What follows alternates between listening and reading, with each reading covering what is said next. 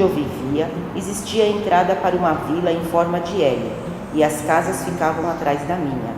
Era uma vila de negros. Ali plantavam, criavam galinhas. Um dos moradores era o senhor Edmundo, pintor de paredes. Em épocas juninas faziam grandes fogueiras. Todos davam-se bem. A atual Rua do Canal era o campo do Aliança. Esse clube realizava bailes de carnaval, casamentos, festas. Existia também a padaria de Dona Nazaré, onde na época da Segunda Guerra, 1939 a 1945, tinha fila desde as 22 horas para pegar o pão às 5 horas da manhã seguinte. Eu, com 11 anos então, muitas vezes ali ficava e aproveitava para paquerar alguns rapazes.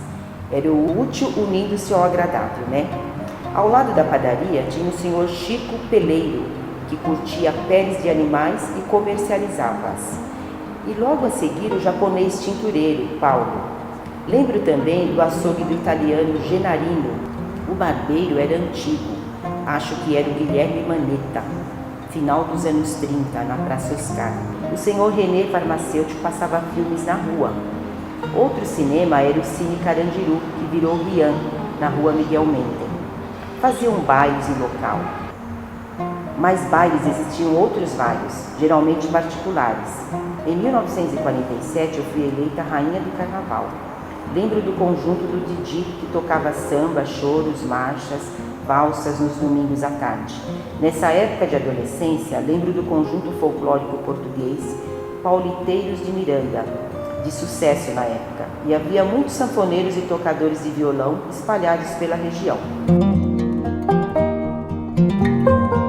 A igreja não era apenas um espaço do sagrado, do encontro com Deus, mas ela era também difusora da cultura também, da organização social, do ethos cultural e social desse bairro. Não apenas um elemento religioso, mas essa igreja é o marco do início desta história do bairro Vila Guilherme.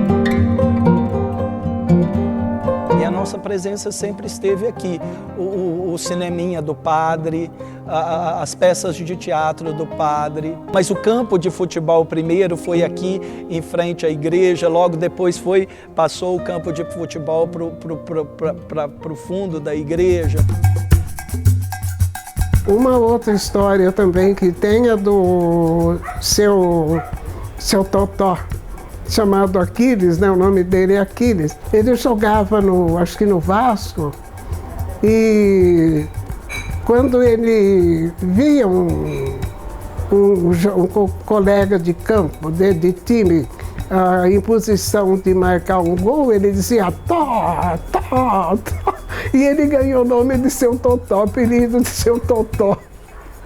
Então a gente conhecia pelo Seu Totó. Então eu colhi a história do conhecimento dele da Vila Guilherme e eu aproveitava os momentos de lucidez dele. Aí ele voltava tudo, ele dizia tudo. Lá em 1917 aconteceu isso assim, assim, teve a gripe espanhola, aconteceu isso assim.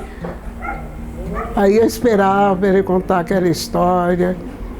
Depois ele falava, a senhora quer mesmo? O que a senhora quer de mim? Aí eu aproveitava aquele momento rapidinho e ele falava. E ele contou-me que ele tinha muito orgulho, porque o primeiro emprego dele foi aos 18 anos, construindo aquele prédio da subprefeitura da Vila Guilherme. Ele disse que era uma escola lá. Quando ele construiu, ele tinha 18 anos. Eu consegui estudar. Fiz o primário no pioneiro Grupo Escolar Vila Guilherme, que hoje é administração regional. As crianças entravam pela lateral. No fundo era o recreio e tinham banheiros. O primeiro ano era todo no térreo, o segundo ao quarto era em cima. Havia um pátio interno descoberto, belo prédio que resiste apesar de tudo. Estudei até 46, o final do ginásio, no Sion da Vila Maria, e fui trabalhar em lojas e escritórios. Fiz datilografia, taquigrafia e até inglês, uma raridade para as moças daqueles tempos. O fundador do bairro, Guilherme Brown, não o conheci pessoalmente, mas era amiga de sua neta, Solange da Silva. Tinha uma casa de entrada na atual Rua Mário Pinheiro. Era maravilhosa, cheia de ciprestes, com pomar, jardim e o charreteiro Alcides. A mulher do Guilherme era a dona Maria Cândida, dona Nhanhã, pianista. Após a morte do casal e a saída dos filhos, o local virou uma boate nos anos 50, chamado Recanto das Rosas. No final dos anos 30, na esquina da rua Manuel de Almeida com a Maria Cândida, existiu a Casa das Loucas, um hospício. Havia muitas casas e muitos terrenos vazios. As ruas eram cheias de buracos. Não havia cabo telefônico e nem luz na rua.